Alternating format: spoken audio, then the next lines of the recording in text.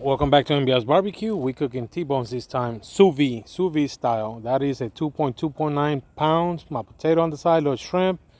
We were at Kroger's. We found some T-bones on special. We decided to pick them up, do them sous vide. We're using chupacabras. If you haven't used that seasoning, try it. It's very good on the steaks. Again, this is MBS Barbecue. Don't forget to subscribe to the channel. The ingredients are simple. Butter. Again, the chupacabra steak seasoning. We're going to put that on the steaks. Rosemary, you have to put some of that garlic paste, and Worcestershire sauce, English sauce. As I was mentioning, we are cooking this sous vide style. You see these T-bones right there? We call them T-bones, but the thicker the loin is, it could be a porterhouse. But anyways, we're going to go ahead and hit it up with that little Worcestershire sauce, and just as a binder. And we're going to hit it with the rub, which is the seasoning, the chupacabra seasoning. If you haven't tried that seasoning, you got to give it a try. It's real good. Put a little paste on it, garlic paste. And what we're doing is we're prepping now the steak for the vacuum sealing. Oops, you see how it dropped, but you put it back in the bag, no big deal. So what we're going to do is we're going to vacuum seal this thing, because this is how we're going to be cooking our steaks, sous vide style. And you guys are going to see in a minute how we're going to do that. Right there, we're sealing it. Vacuum sealing the steak. So we just finished prepping all those other steaks. We're not going to vacuum seal this one because it's a big steak. As you guys can see, it's a 2.29 pounds, over a kilogram of pure good food right there. Anyways, it's about almost 2 inches thick. I specifically asked the butcher to cut it like that. This qualifies as a porterhouse because of the loin, how wide it is. Again, same process as we did with the other one. Go ahead and heat it up with that Worcestershire sauce. If you don't have Worcestershire sauce, you can use just cooking oil. Just make sure the rub, sticks to the steak. You guys, how thick that is?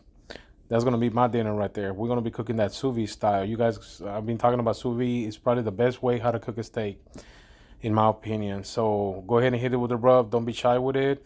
Since that steak is so big, it does not fit in my vacuum sealing bag. So what I did is I just go ahead and grab one of those freezer bags. It works just as good. You don't have to have a vacuum sealer. You can use one of those freezer bags. Just add some garlic paste, some butter right there, rosemary. Put a bunch of rosemary in there, you see, and go ahead and give it the tight seal on it. Squeeze as much air as you can from that. This is gonna go what we call the bath. We're gonna go ahead and put it in the bath. And it's gonna cook in there for about anywhere between 2 to 3 hours. So this is what a sous vide machine looks like. You put that thing in there. You can set up your temperature, whatever you want. We're doing 122, 123. Put some water in there. Let it come up to temperature. You don't have to. You can throw your steaks. As soon as you put the water in there, you can go ahead and put your steaks in there. If not, you just go ahead and let it bring it up to temperature. It doesn't matter. So what I'm doing is I'm putting a little bit of water. I'm putting my 2.29 pound steak in there. And I'm gonna go ahead and add the rest of the steaks also in there. So this is what the sous vide is supposed to look like. You can get them on Amazon. You can get them at Walmart, pretty much anywhere you want. And what you do is you're gonna cook this meat. Pretty much you're gonna boil the meat, but you're gonna be boiling it at 122, 123 internal temperature. And what it's gonna do is gonna tenderize the steak. It's gonna make it look like it's butter. You can actually cut the steak with a fork. And this is how you prep up, do the setup right there. You guys see that? If you cook that thing 2, 3, 4 hours, you cannot overcook a steak with sous vide. That's a good thing about this.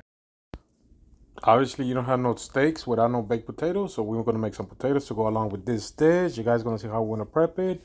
We also gonna do some asparagus. Who doesn't like asparagus with a steak? I do. One of the best things you can side dish for a steak. As you guys can see, we're grilling those. You can grill them according to how you like. I like mine with a little crunch on it. You can grill them more, you can grill them less, or you can do them on a pot. Doing Estrella Jalisco. If you don't know anything about this beer, you're missing out. These steaks been cooking for the last 2.5 hours, almost 3 hours. What we're gonna do is we're gonna take them outside now. We're gonna get them out of the vacuum seal bags. We're gonna give it a low with a towel. We're gonna kind of dry them up a little bit and heat it back again with the rub. As you guys can see, it's already falling apart as it is. That steak is cooked right there. But what we're gonna do is we're gonna give it the sear now. So heat it back with the same rub. You want to use a different rub, by all means, do the same thing. Just don't overdo it, because remember, you already cooked the steak with a lot of with the rub itself. So you don't want to overdo it. So just kind of be careful with that. And again, same process with the other T-bone. Go ahead and just kind of. I'm not going to over voice these. I want you guys to hear this. Yeah, I can't get too close. You hear this here? That sounds nice. Get closer. You can just take it to another level. Use your torch. You don't have to put it on the gas grill. You can use that and sear it that way. Or you can just put it on a pan or a charcoal grill. This is my steak right there. This is the 2.9 pound. Look at this, guys. It's cooked already. It looks beautiful. It smells good. If you haven't had it smell, this is what heaven would smell like. No doubt about that. Had a little extra shrimp around there. I decided to go ahead and cook it with butter and garlic. Very simple recipe. And what we're gonna do is we're gonna go ahead and dress up the steak with this shrimp. You guys see that with some compound butter? I melted. You can Google how to do a compound butter. Very simple to do. Put that extra butter on top of the steak. You're talking about heart attack about to happen. Oh yeah, you're gonna die. You might as well have. If you're gonna die, you might as well die happy. Put the same butter back on the potato, on the baked potato. And this is how we do it. Look, I want you guys to see how easy it is to cut a sous vide steak. So easy. It's like, and this is a choice, not even a prime steak. It's a choice. So you guys gonna see how I'm gonna cut this steak. You're gonna tell me this is not butter. Remove those shrimps to the side. I just did it for the show, for the video. Who cares about the shrimp? Look, guys, very simple how it cuts. It cuts like butter. Those steaks are so tender, so delicious. This is what you get when you cook with sous vide right there. Falls apart, literally falls apart. The steak falls apart right there. I want you guys to see the inside of that. You guys see pink throughout, juicy, moist. Man, you're talking about that's a hell of a steak right there. He came out real good, and I'm not saying it because I cooked the steak.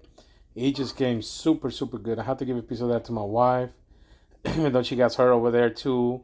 Look at that pink on there. Perfect pink throughout the steak. And that's one thing you get about sous vide. You get it throughout pink. And none of that some brown area, some pinkish. No, you get pink throughout the steak. That's a good thing about sous vide. And again, mix the potato. That's just a little side. I don't know why I even put that on the video. But anyways, that potato came out good too with the chives. Now I'm coating the strip. I want you guys to see the strip, how it looks on the inside. I wasn't even hungry by this time. I had eaten so much already the whole day.